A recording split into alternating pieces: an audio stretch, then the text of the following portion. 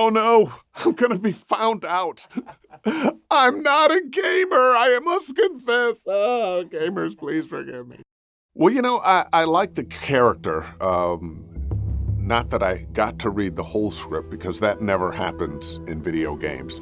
But I like the character. I related to the character. He was an imperfect character, as we all are, who was looking for redemption. Your coming here is divine providence for sure. I want to help you, so if there's anything else you want to know, just ask.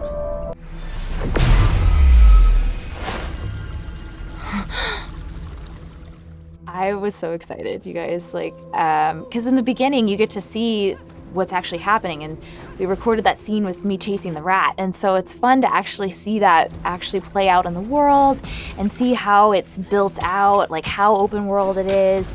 You get to hear the voice lines, you get to see the monsters and kind of the weapons, how that works. I know that this game has a bunch of different weapon combinations, which is really cool too.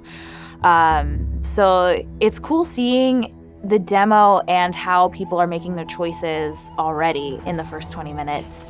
And the level design looks gorgeous. Obviously, I love the character. It just looks really cool. I have played games since I was a child. What I really like about games nowadays is how much more involved voice acting has become, and the narratives that people make in these games. Those are my favorite kinds of games, games with a very solid story, something that I can follow, something where I can get attached to the characters and almost see myself reflected in those characters.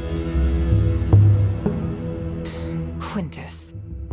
Regardless, I clearly told you that if you can't keep a low profile during this mission, you should talk to me.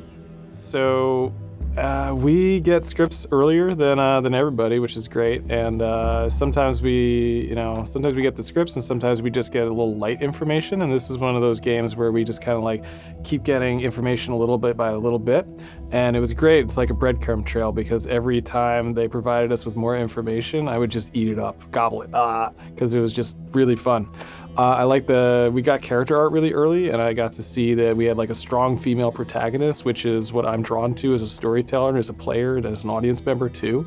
And then when we started seeing that it kind of echoed into Greek and Roman mythology, then that was really cool. I feel strongly connected to that as well. So yeah, I don't know, every little breadcrumb, it was more and more engaging.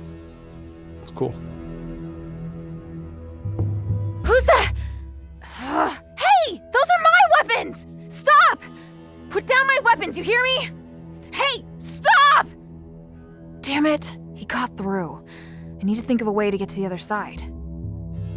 Again, the whole cast really was pretty brilliant in that regard. Dave's. I've been working with Dave a long time. I knew that he could slot into that role really well, and he brought his A game on that. This power, it's even more intense than we expected. But how? It was sealed by the three, yet it still contains immeasurable energy. Could it be even more powerful than the three? We should give it a name, so that it can be recorded.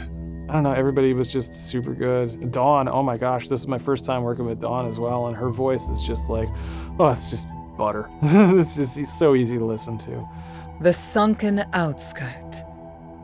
The Archon Serene went missing many years ago, but we received some new information recently.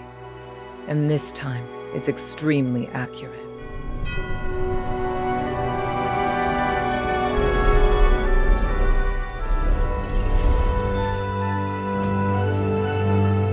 I like the idea of it because it seemed from a mythical time, a time in the past, another world that reminded me kind of Greek and Roman gods. There were parallels between the Titans. I love the internationality of video games. I think it is where the world is going. We've had plenty of parents saying, stop playing those games, you're wasting your time. But don't be surprised if games are in the Olympics one day. We already have professional gamers who are making thousands, if not sometimes millions of dollars, either being watched while they're playing video games or in competition in video games around the world. So I'm happy to be a part of that.